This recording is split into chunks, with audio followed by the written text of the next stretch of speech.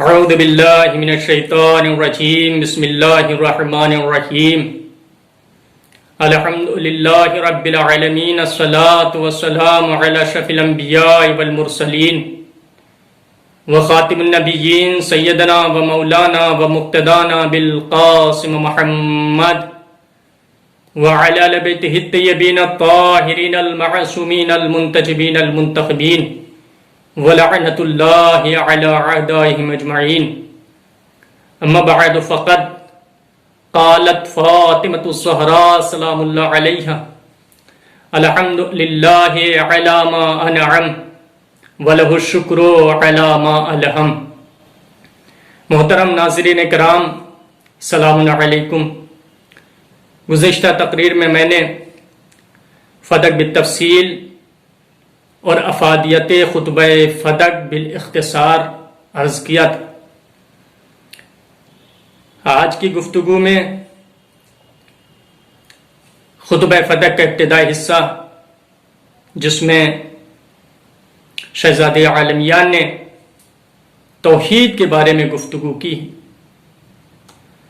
اس کے شروع ہی کے 2 جملات کی تلاوت کا شرف حاصل کیا، اسی کے ذیل میں گفتگو ہوگی۔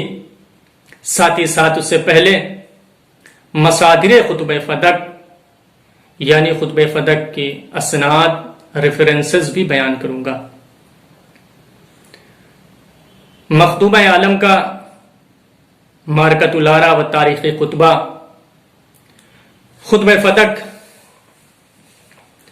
کلام الہی کا سایہ یا ترجمان ہے اور مخلوق الہی کے لیے سرچشمہ ہدایت ہے۔ آپ نے اپنے بیان حق میں قرآنی حجتیں پیش کی ہیں، اس کا انکار کرنے والا منکر خدا و رسول اور منکر قرآن ہے، اور اسے چشم پوشی کرنے والا اندھیرا پرست ہے۔ خطبہ فدق ایک تاریخ ہے اور اہل فکر کے لیے لمحہ فکریہ ہے، بالخصوص مسلمانوں کے لیے حقائق سے آگاہی کا ذریعہ ہے۔ آپ کے فصیح و بلیغ خطبے کو بڑے بڑے جلیل القدر علماء و اہل فن نے اپنی تالیفات میں سند کے ساتھ اور بعض نے اقتباسات کو درج کرنے کی سعادت حاصل کی ہے۔ ویسے اکابر علماء اہل سنت اور مشاہیر علماء شیعہ جنہوں نے خطبہ فدق کو نقل کیا ہے، ایک طویل فہرست ہے جسے یہاں بیان کرنا ممکن نہیں ہے، البتہ ان میں سے بعض میں بیان کیے دیتا ہوں۔ علماء اہل سنت میں 3 صدی کے مورخ محقق ابو الفضل احمد بن ابی طاہر المعروف ابن تیفور، یعنی جو ابن تیفور کے نام سے مشہور ہیں، انہوں نے اپنی کتاب بلاغات النساء میں، اور امام ابو بکر احمد بن عبد العزیز جوہری نے اپنی تصنیف السقیفہ بفدق میں، اور آفریدگار علی بن حسین مسعود مروج الذہب میں نیز مسعودی لکھتے ہیں کہ میں نے اس خطبہ فدق کو تفصیل کے ساتھ اپنی دوسری کتاب اخبار الزمان اور کتاب الاوسط میں بھی بیان کیا ہے، لکھا ہے۔ اس کے علاوہ ابو المظفر یوسف سبط ابن جوزی نے تذکرۃ الخواص من الامت میں معصومہ کے خطبہ فدق کو بیان کیا ہے۔ علماء شیعہ میں رئیس المحدثین شیخ صدوق نے علل الشرائع میں موضوع کی مناسبت سے اور مانع الاخبار میں تفصیل سے، یعنی پورا متن کے ساتھ بیان کیا ہے۔ اس کے علاوہ علامہ سید مرتضی علم الہدیٰ، جو محتاج تعارف شخصیت نہیں ہے، انہوں نے الشافی میں اسناد کے ساتھ، اور ابو جعفر محمد ابن حسن طوسی نے تلخیص الشافی میں، علامہ طبرسی نے الاحتجاج میں خطبہ فدق کو درج کیا ہے، جسے ملاحظہ کیا جا سکتا ہے۔ یہ چند اسناد میں نے آپ کی خدمت میں پیش کیا، البتہ بہت طویل فہرست ہے جسے یہاں بیان کرنا میں بہتر نہیں سمجھتا۔ اب میں شہزادی کا آفاقی خطبہ، خطبہ فدق کے ابتدائی حصہ جس کی یعنی 2 جملے جس کی تلاوت کا شرف حاصل کیا، اسی کے ذیل میں گفتگو کروں گا۔ اس سے پہلے سارا پس منظر میں بیان کر چکا ہوں فدق اور خطبہ افادیت فدق کی تقریر میں۔ آپ نے دربار میں جو خطبہ بیان کیا، یقیناً یہ بے مثل خطبہ ہے جو اجمالاً ہے، جس کے سلسلے میں ہم علماء حق بیان کرتے ہیں کہ خطبہ فدق اصل میں خلاصہ نہج البلاغہ ہے۔ یعنی اگر کوئی انسان نہج البلاغہ کا اختصاراً لطف حاصل کرنا چاہتا ہے تو وہ خطبہ فدق پڑھے۔ آپ بیان فرماتے بسم اللہ الرحمن الرحیم، الحمد للہ علی ما انعم، ساری تعریفیں اللہ کے لیے جس نے ہمیں تمام نعمتیں عطا کی، وَلَهُ الشُّكْرُ عَلَى مَا أَلْهَمَ، اور شکر بھی اللہ کے لیے جس نے ہمیں الہام جیسی دولت سے نوازا۔ ان 2 جملوں میں 4 لفظ ہیں جس کے ذیل میں مجھے بحث کرنا ہے، ایک الحمد، دوسرے نعمت، تیسرے شکر، چوتھے الہام۔ عموماً آپ سنتے رہتے ہیں کہ جب نعمت کا ذکر ہوتا ہے تو اس کے ساتھ ساتھ شکر کا بھی ذکر ہوتا ہے، لیکن آپ نے اپنی آفاقی خطبے میں حمد کے ساتھ نعمت کا ذکر کیا ہے اور شکر کے ساتھ الہام کا ذکر کیا ہے۔ اس کی اہم وجہ یہ ہے کہ چونکہ حمد کا درجہ شکر سے بلند ہے۔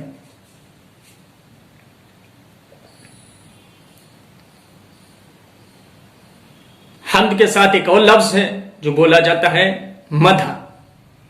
حمد اور مدح میں فرق کیا ہے؟ آپ صاحب مفردات القرآن نے جو بیان کیا اسے میں بیان کیا دیتا ہوں۔ حمد اور مفردات، حمد کے معنی تعریف کے، الحمد کے معنی ساری تعریفیں۔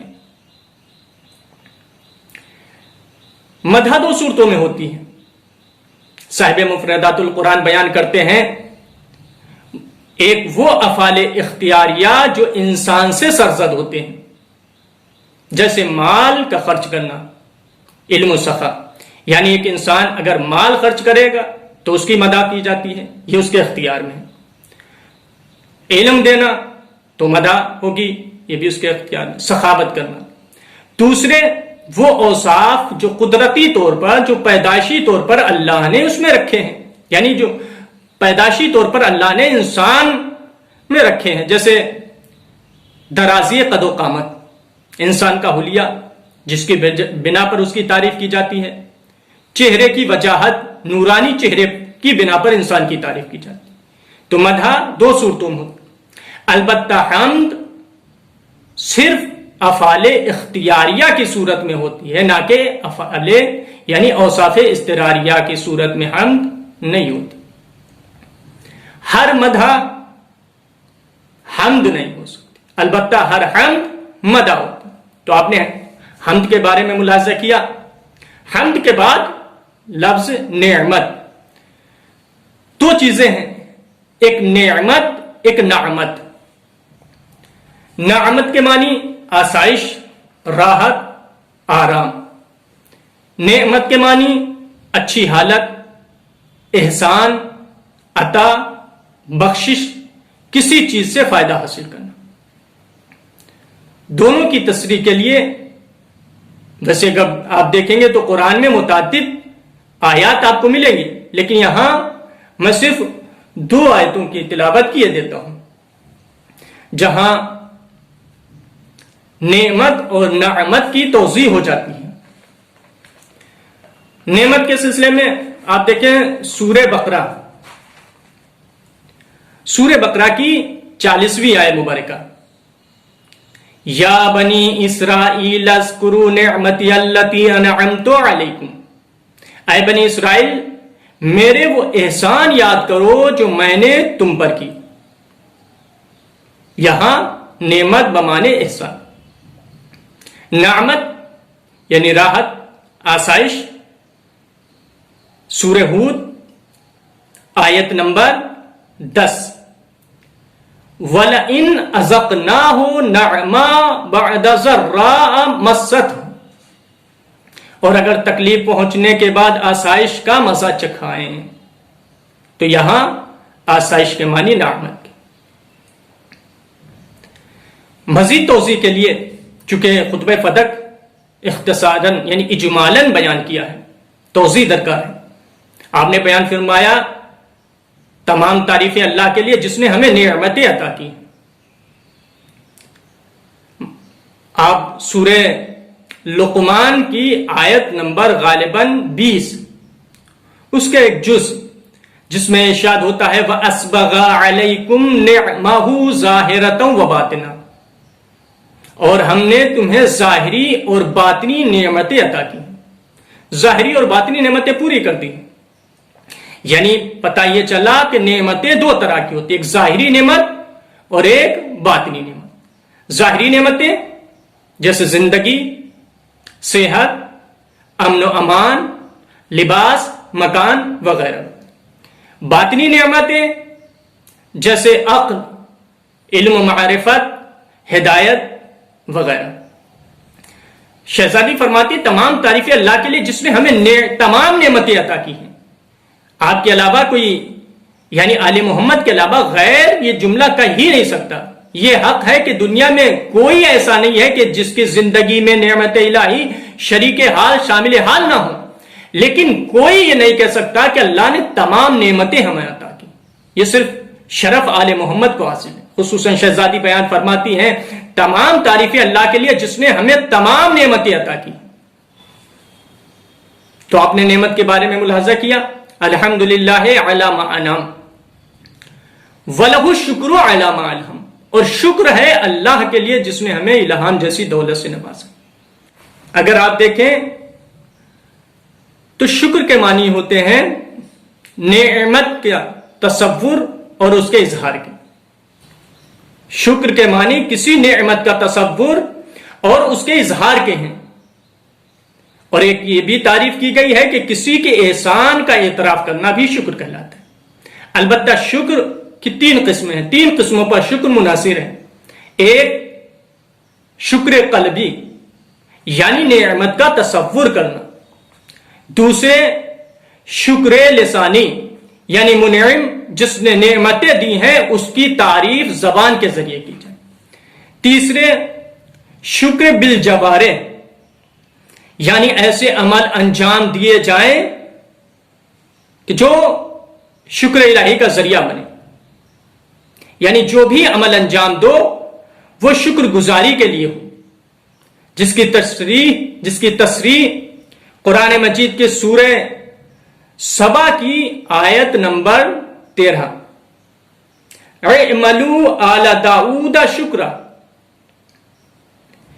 آل داؤد میرا شکر ادا کرو.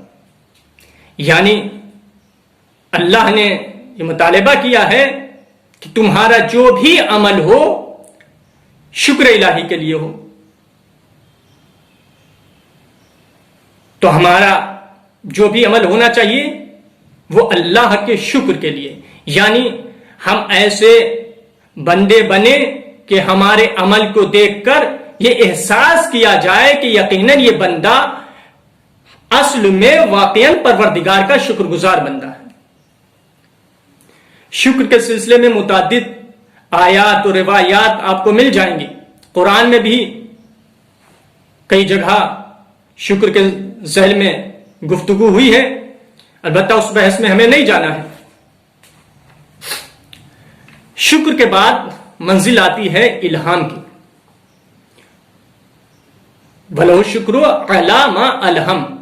الہام کسے کہتے ہیں؟ الہام کے معنی ہے خدا یا مجموعی طور پر ملائے اعلیٰ کی طرف سے القاء کی جانے والی بات کو کہتے ہیں. یعنی خدا یا ملائے اعلیٰ کی طرف سے انسان کو القاء کی جانے والی بات کو کہتے ہیں. الہام یعنی انسان کے نفس کے اندر ایک ایسی باطنی قوت ہے جس کے ذریعے انسان اچھائی اور برائی میں تمیز پیدا کر سکتا ہے. ایک یہ بھی تعریف. الہام کو عقل، وجدان اور ضمیر کا بھی نام دیا گیا ہے،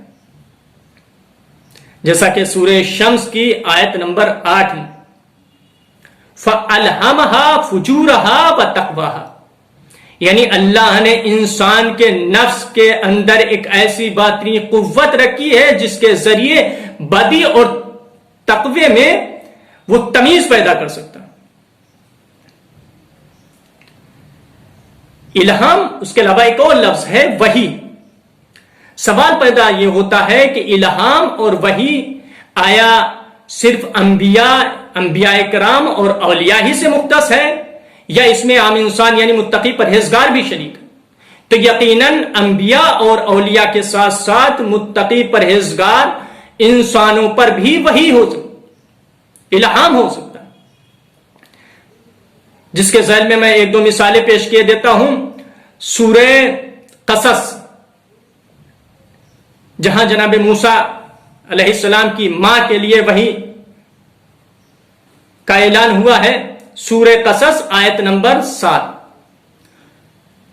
وَأَوْحَيْنَا إِلَىٰ أُمِّ مُوسَىٰ أَنْ أَرْضِعِيهِ، ہم نے جناب موسیٰ کی ماں پر وحی کی کہ وہ جناب موسیٰ کو دودھ پلائیں.